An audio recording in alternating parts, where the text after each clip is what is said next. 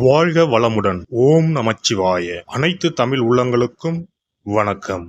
நிகழும் ஸ்ரீ மங்களகரமான சோபகிருது ஆண்டு பிப்ரவரி மாதம் 13ஆம் தேதி செவ்வாய்க்கிழமை அன்று சதுர்த்தி திதியில் உத்திரட்டாதி நட்சத்திரத்தில் சித்தம் நாமயோகத்தில் வணிசை கர்ணத்தில் அமிர்தயோகம் கூடிய நன்னாளில் இந்த சீர்மிகு மாசி மாதம் பிறக்கிறது.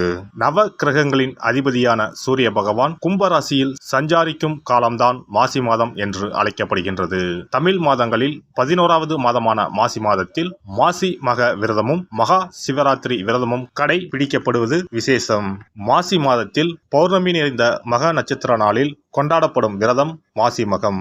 சிவபெருமானுக்கு மாசி மாதத்தின் தேய்பிறை சதுர்த்தசி நாளின் இரவில் கொண்டாடப்படும் விரதம்தான் மகா சிவராத்திரி.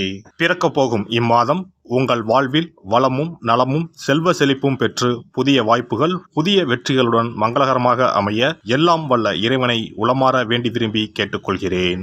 இம்மாத கிரக நிலைகளை பார்க்கும்போது மேசத்தில் குருவும் கன்னி ராசியில் கேது பகவானும் மகர ராசியில் செவ்வாய் சுக்கிரன் புதனும் கும்பராசியில் சனியும் சூரியனும் சேர்ந்து பயணிக்கின்றனர். மீன ராசியில் ராகு பகவான் சஞ்சாரம் செய்கின்றார். கிரக சஞ்சாரங்களின் பாதிப்பால் ஒரு சில ராசிக்காரர்கள் தங்கள் வாழ்வில் மண் மீதும் பெண் மீதும் ஆசைப்பட்டு வீண் விரயங்களை அடைந்து திருவோடு ஏந்தி பிச்சை மட்டும் எடுக்கவில்லை என்ற நிலை இருந்தது. தெய்வமாய் நீங்கள் நினைத்தவர் கூட உங்களை தெருவில் நிற்க வைத்து பார்த்தனர். ஆடாத ஆட்டம் ஆடி ஒடுங்கிய உங்கள் வாழ்வில் இனி வசந்தம் வீசப்போகிறது. வரும் வாய்ப்பை சரியாக பயன்படுத்தி முன்னேறும் வழியினை பாருங்கள். தனுசு ராசி அன்பர்களுக்கு மாதம் தொடங்கி 16வது தினம் முடிவதற்குள் ஏதோ ஒரு வகையில் நன்மை ஒன்று காத்திருக்கிறது. ஆனாலும் மாதம் தொடங்கியதிலிருந்து 8ஆம் தினம் வரை கவனமாக இருக்க வேண்டும். பதட்டப்படக்கூடாது. ஆவேசம் தவிர்க்க வேண்டும். அனாவசிய விஷயங்களில் இறங்கக்கூடாது. காரணம், ராசிக்கு சுகஸ்தானத்தில் அமர்ந்திருக்கிற ராகு கிரகம் சற்று ஏடாகூடமான இளைஞல்களை ஏற்படுத்தலாம். இம்மாத கிரக நிலைகளில் 3இல் சூரியன் சனி கூட்டணி ஏற்பட்டிருப்பதால் எல்லா விஷயத்தையும் மேன்மையுடன் அடைந்து விடுவீர்கள். சூழ்ந்திருக்கிற கவலை நெருக்கடி பிரச்சனைகள் அனைத்தும் முடிவுக்கு வரும். எதை தொட்டாலும் அதிர்ஷ்டத்துடன் நிறைவேறும். அன்றாட வருமான குறைபாடுகள் நீங்கும். சேமிப்பு உயரும். பணி வேலை பொறுப்பு விஷயங்களில் உயர்வு ஏற்படும். சச்சரவுகளுக்கு வேலை இல்லை. இல்லத்தாருடன் மகிழ்ச்சியும் ஒற்றுமையும் அதிகரிக்கும். வாழ்க்கை துணை அனுசரணையோடு நடந்து கொள்வார். பிரிந்திருக்கிற வாழ்க்கை துணைக்கு உங்கள் மீதுள்ள கோபதாபங்கள் தீரும். அத்தியாவசிய விஷயங்கள் உபரியாகவே பூர்த்தியாகும். பணம் காசு தொகை வரவுகளில் நீடித்து வரும் கஷ்டங்கள் தீரும். கடன் நாணய விஷயங்களில் ஏற்பட்டு வருகிற தொல்லை தொந்தரவுகள் நெருக்கடிகள் விலகும். உத்தியோகம் பணி பதவி விஷயங்களில் நீடிக்கிற சச்சரவுகளுக்கு தீர்வு 2வது வாரம் கடந்த பிறகு ஏற்படும். தொழில் வியாபார பட்ஜெட் விஷயங்கள் திட்டமிட்டபடியே நகரும்.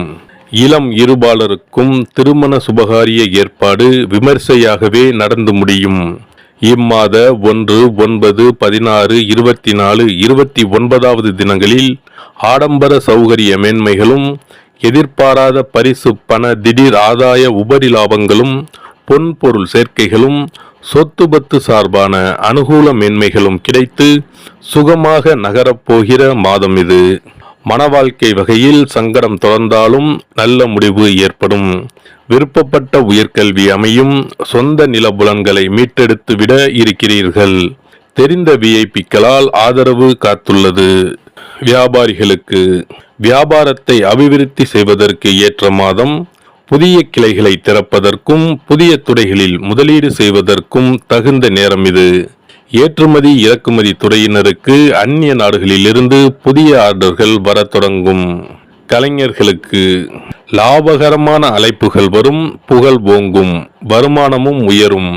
ஒரு சிலருக்கு வெளிநாடு சென்று வரும் சாத்தியக்கூறும் உள்ளதை கிரக நிலைகள் தெளிவாகவும் உறுதியாகவும் எடுத்து காட்டுகின்றன. அரசியல்வாதிகளுக்கு உங்கள் அரசியல் வாழ்க்கையில் இந்த மாசி மாதம் மிக முக்கியமான ஓர் கட்டம் என்பதை அனுபவத்தில் காண முடியும்.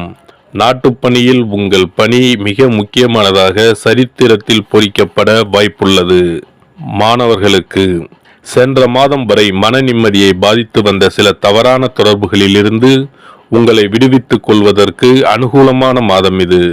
படிப்பில் மீண்டும் மனம் பதியும், கல்வியில் முன்னேற்றம் ஏற்படும், மனம் நிம்மதி பெறும். பெண்களுக்கு உடல் நலனில் நல்ல முன்னேற்றம் காணலாம். மனதை அரித்து வந்த பல பிரச்சனைகள் நீங்குவதால் மனம் நிம்மதி அடையும். திருமணத்திற்கு காத்துள்ள பெண்களுக்கு நல்ல வரன் அமையும். வேலைக்கு முயற்சிக்கும் நங்கையருக்கு மனதிற்கு பிடித்த பணிகள் அமையும். பரிகாரம்: இம்மாத செவ்வாய்க்கிழமைகளில் குல தெய்வத்திற்கு அபிஷேக ஆராதனை செய்து வழிபடவும். சிறப்பு பரிகார கோவில். திருமணம் தடைப்பட்டாலோ அல்லது நீண்ட நாட்கள் திருமணம் ஆகாமல் இருந்தாலோ சிறுவாபுரி பாலசுப்பிரமணிய சுவாமி கோவிலை நாடினால் பலன் உண்டாகும். நம் பிரார்த்தனை நிறைவேற சிறுவாபுரி முருகன் கோவிலுக்கு தொடர்ந்து 6 வாரமும் ஏதாவது ஒரு கிழமையில், அதாவது 6 வாரமும் முதல் வாரம் வந்த கிழமையிலேயே தொடர்ந்து அடுத்த 5 வாரமும் வர வேண்டும். வரும் நேரமும் ஒரே மாதிரியாக இருக்க வேண்டும். காலை என்றால் ஒவ்வொரு வாரமும் காலையிலே வர வேண்டும். மாலை என்றால் ஒவ்வொரு வாரமும் மாலையிலே வர வேண்டும். திருமணம் ஆக வேண்டிய நபர் 6 வாரமும் வாரம் ஒரு நாள் என்று 6 தடவைகள் தொடர்ந்து வந்து சிறுவாபுரி பாலசுப்பிரமணிய சுவாமியை வழிபட திருமணம் விரைவில் அமையப்பெறும். திருமணம் ஆக வேண்டி ஆண்டவனிடம் பிரார்த்திக்க வருபவர்கள் வள்ளி மணவாள பெருமானுக்கு அர்ச்சனை செய்து வர வேண்டும். 6வது வாரம் 6 அர்ச்சனைக்குரிய பொருட்களுடன் வந்து மரகத விநாயகர், மூலவர், வள்ளி மணவாள பெருமான், அண்ணாமலையார், உண்ணாமுலையம்மை, ஆதிமூலவர் ஆகிய தெய்வங்களுக்கு அர்ச்சனை செய்ய வேண்டும். வள்ளி மணவாள பெருமாள் சன்னதியில் தரும் மாலையை திருமண மாலையாக எண்ணி அணிந்து 6 முறை ஆலயத்தை சுற்றி வர வேண்டும். பின்னர் மாலையை வீட்டிற்கு எடுத்துச் சென்று திருமணம் நடைபெறும் வரை பாதுகாத்து வணங்கி வர வேண்டும். திருமணம் முடிந்ததும் தம்பதி இத்தலம் வந்து 6 தெய்வ சந்நிதிகளுக்கும் அர்ச்சனை செய்து பழைய மாலையை கோவிலில் உள்ள மரத்தில் கட்ட வேண்டும். திருமணம் தவிர மற்ற வேண்டுதல்களான வீடு, பிள்ளை பேறு, செல்வம், நோய் நிவர்த்தி ஆகியவை பெற வருபவர்கள் மேற்படி முறைப்படி 6 வாரமும் மூலவர் சன்னதியில் அர்ச்சனை செய்து வர வேண்டும். 6வது வாரம் மூலவர் சன்னதியில் இருந்து பெற்ற மாலையை அணிந்து 6 முறை நம் வேண்டுதலை இறைவனிடம் முறையிட்டு வெற்றி வேண்டி ஆலயத்தை வலம் வர வேண்டும். இத்தலத்திற்கு பிரார்த்தனை செய்து வருபவர்கள் 6 வாரமும் திருப்புகழ் பாடி இறைவனை வணங்க வேண்டும். எண்ணியது முடிக்கும் எம்பெருமானை எண்ணி நம் மனதில் நம்பிக்கையை வளர்த்து கொள்ள வேண்டும். முதல் 5 வாரங்களுக்கு ஒவ்வொரு முறை வரும்போதும் 2 தேங்காய், 2 வாழைப்பழம், வெற்றிலைப்பாக்கு, பூமாலை 1 மற்றும் 2 எலுமிச்சப்பழம் கொண்டு வந்து வணங்க வேண்டும். 6வது வாரம் ஆண்டவனை வழிபட்டு அர்ச்சனை அல்லது அபிஷேகம் செய்ய வேண்டும்.